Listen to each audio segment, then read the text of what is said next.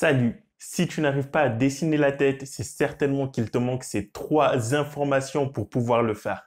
L'observation, la technique et la méthode.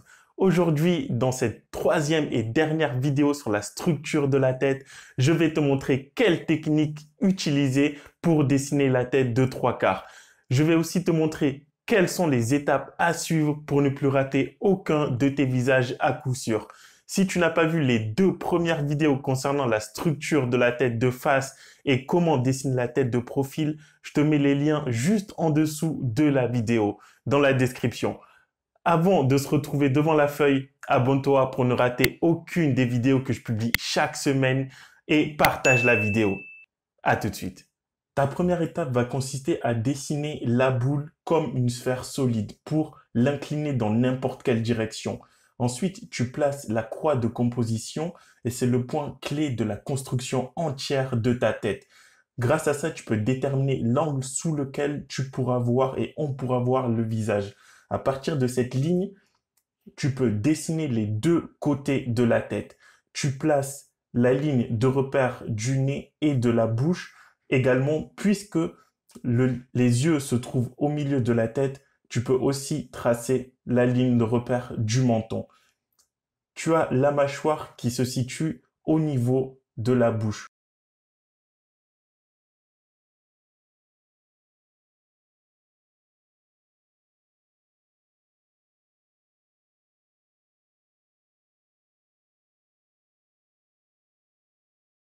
Et c'est très important de commencer à s'entraîner tout de suite à mettre en place le ballon puisque c'est une construction que tu vas utiliser pour le reste de ta vie.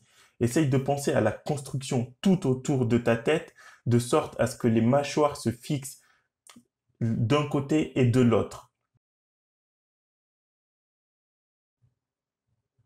Les oreilles, eux, sont à peu près parallèles à la ligne des sourcils et à celle du nez. Avec cette approche, tu peux commencer à dessiner la tête dans n'importe quelle pose. Reste en ligne droite quand tu vois sur le front. Je n'attaque pas les courbes directement puisqu'il faut que tu gardes le plus longtemps possible une forme géométrique parce que ton cerveau comprend tout de suite tout ce qui est angulaire et géométrique. Ton cerveau comprend tout de suite ce qui est un angle droit et détermine quel plan du visage est-ce que tu peux observer.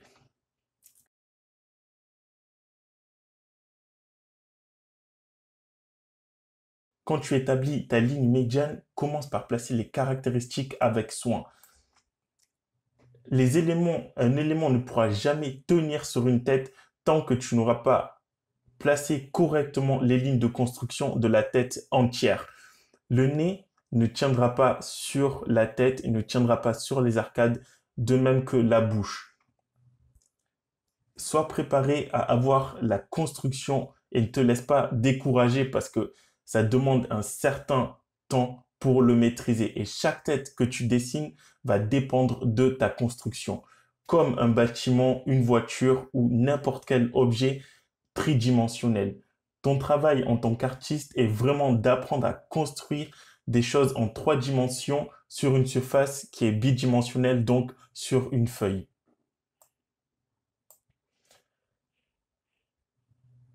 Pense à chaque chose que tu dessines dans son intégralité.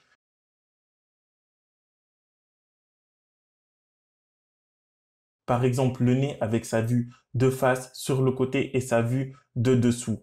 Quand tu places les yeux également, il faut que tu vois les yeux dans leur globalité et non pas seulement des directions et un petit ovale.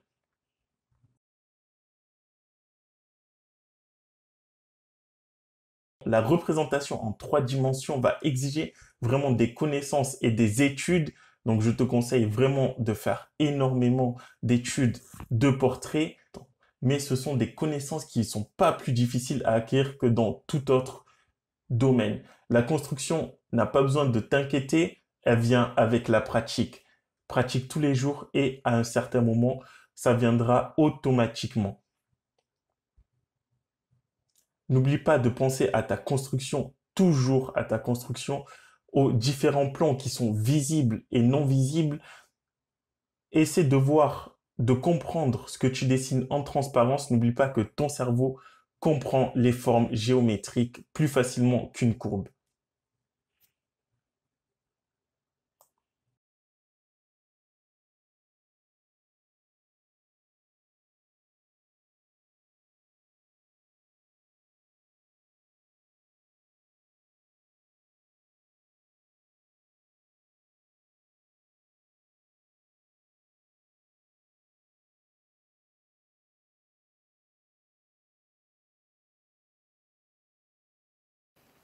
Une fois que la construction de base de ta tête est terminée, tu peux commencer à venir dessiner les muscles et la chair sur la tête en prenant en compte les différentes variations qu'il y a sur la tête. Sache que toute la chair de la tête repose sur l'os et va être influencée par la forme de l'os, sauf sur la joue. L'os du crâne ne va absolument pas bouger, même si la tête entière bouge. Dessine les muscles et la peau.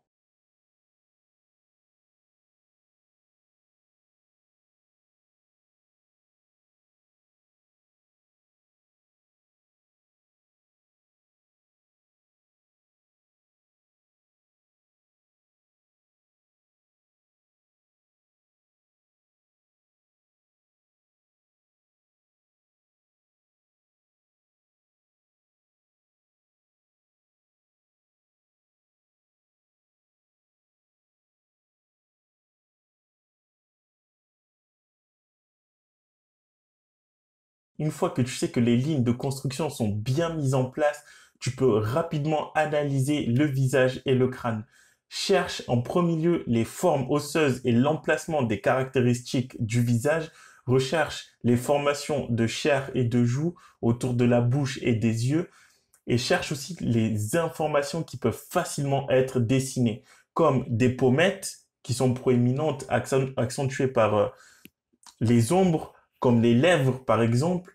Recherche la formation des narines, des lèvres, des plis des lèvres et des joues et suit les formes jusqu'au menton et le long de la ligne de la mâchoire. Là, on a un personnage qui est assez âgé et c'est très important, c'est même plus intéressant de dessiner des personnes d'un certain âge puisque les caractéristiques vont être beaucoup plus accentuées comme sur le menton et tu peux le voir aussi au niveau de la mâchoire où la peau redescend du fait de la vieillesse. Donc, ce qui va créer des bosses sur sa mâchoire, des variations de peau à cause du fait que sa peau est relâchée. Tu as le front également qui possède quelques rides, les pommettes qui sont assez proéminentes et très marquées. Et c'est la raison pour laquelle c'est plus important. Un homme âgé donne plus, ou même une personne âgée de manière générale, a plus de caractère et plus de formes et de lignes. Les lignes rythmiques du visage comme la ride entre le nez et la bouche, la ride sur le menton, au niveau de la mâchoire. La peau qui se relâche notamment sur les joues, sur la mâchoire et sur le cou va donner une vraie impression de vieillesse. Également sur les yeux, les rides qu'il y a autour des yeux et sur le front. De cette manière, tu peux venir apporter du caractère à ton personnage tout au long de la seconde phase où tu prends en compte les muscles et l'âge de la personne.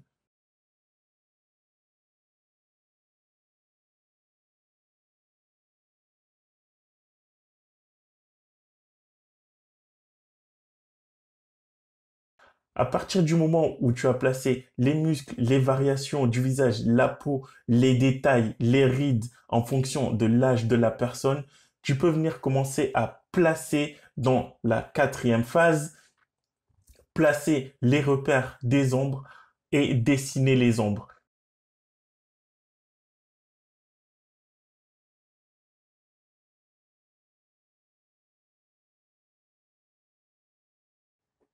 Tu vois, dans le dessin, tout est une question de méthode à appliquer.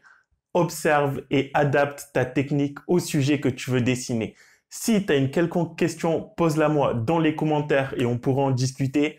Si tu veux apprendre plus de techniques sur le dessin, sur le lien qui se trouve juste en dessous de la vidéo, tu as droit à une formation totalement gratuite sur la technique de dessin en perspective. Tu apprends comment dessiner la perspective à un point de fuite, 2 et 3 points de fuite, la perspective curviligne, atmosphérique, cavalière et d'autres méthodes et techniques pour dessiner tout ce que tu veux en perspective.